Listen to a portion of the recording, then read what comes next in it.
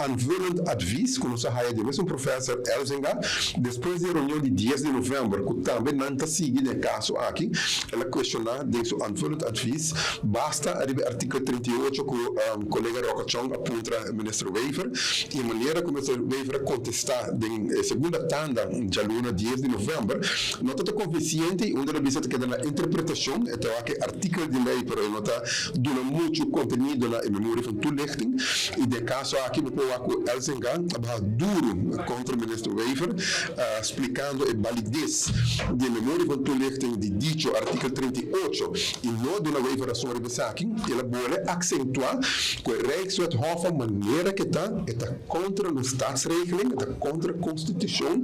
e está pode dar seu conselho como professor, e não só, ela explica também, com mais professor aqui, aanvullend advies aqui, e tudo para a mesma posição, para stop e que está na hora aqui para stop, você também muito ingrijpen e muito deep de caso aqui, de maneira como você vai entregar boa autoridade em mão de outro, tá certo no final do dia. Então, aconselhar o governo e não stop agora aqui, vai back mesmo, negociar algo melhor e procurar para não estar contra o Estado regeling